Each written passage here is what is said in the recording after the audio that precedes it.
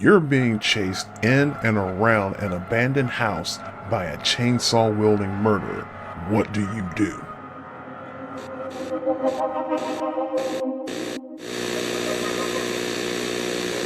So how goes it, folks? Charlie Yellow talking to you. I just had the pleasure a few nights ago of watching Texas Chainsaw Day, which is a 4K remaster restoration of the original Texas Chainsaw Massacre movie from the late 70s. Now, I'm gonna admit, again, I'm not very much on horror movies, but my wife, she's a big fan of horror, so had to sit down and watch that one and give her a chance to watch it. And she even said, "Oh, I planned on watching this in theaters," and she still might go and watch it in theaters. But I will say, from my perspective of not being that big on horror, it was still an impressive movie to me. Like I said, not that big on horror, but I can acknowledge the effects, or the technical effects of doing the restoration on such an old movie, to where it gives it a clarity that obviously was not there in the 70s when they were using, the best filmmaking technology they had at the time. But now, almost 50 years later, you can tell, 4K technology, it goes through, adds clarity, crisps things up, but it still manages to maintain that presence or that feel of an old slasher movie. And speaking of the movie itself, I gotta say, Leatherface is one of the most efficient slashers I have ever seen or thought of.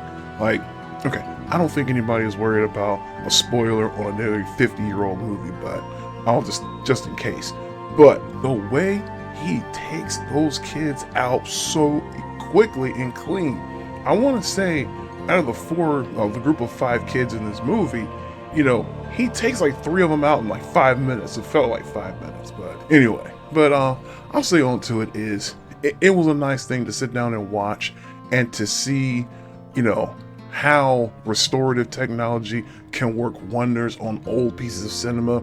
I'm actually kind of curious why we don't see more 4K restorations and remasters on older movies, especially things that go even further into the past. What if somebody did a 4K restoration on Gone with the Wind or something like that? That's probably out there now. Excuse me. There's probably a 4K Gone with the Wind out there somewhere, and I just don't know about it. But yes, I very much enjoyed watching this movie. I'm not a fan of horror, but I still liked it. And I will say, speaking for the movie itself, not just the restoration of it, the scene where the one girl, she goes into the house and she mistakenly takes the wrong turn into a room, and it's full of feathers and bones and everything, and it's doing the pan ins and the zoom ins and the close ups to kind of sell the horror of the situation that she has found herself in. That was an interesting touch. Also, it's interesting that the movie isn't even that terribly long. It's an hour 25. And I feel like it kind of packed everything into a smaller runtime. Because it seems like modern horror movies, it's almost like they're drug out or dragged out in order to create tension, worry, fear, and dread. But then you have an older movie like Texas Chainsaw Massacre, where it managed to pull off the dread and the horrible feeling of something bad is about to happen. It pulls it off so quickly and more, I don't want to say more efficiently, but it seems to do it better than modern movies.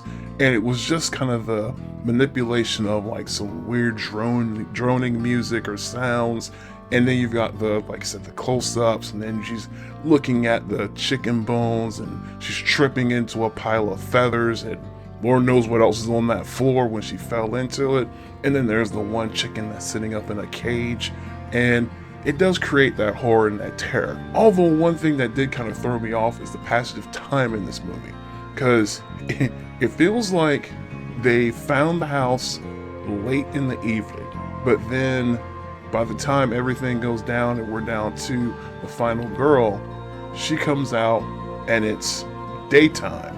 But what seemingly should have only been a couple of minutes feels like, hours passed. So it's the passage of time feels kind of weird. And that could be just, from the original movie, where depending on when they were recording, and it doesn't exactly correlate with how much time has passed in the movie, so we can kind of let that go on a technical side there. But yeah, If you get a chance to watch this, by the way, Texas Chainsaw Day will be in theaters on August 18th, which is, I did not know, Texas Chainsaw Day, where people come around to acknowledge and enjoy and talk about the Texas Chainsaw Massacre franchise. So be on the lookout for this. It's called Texas Chainsaw Day, 4K restoration or remaster of the original Texas Chainsaw movie in theaters August 18th. You folks have a good one. Charlie Yellow out.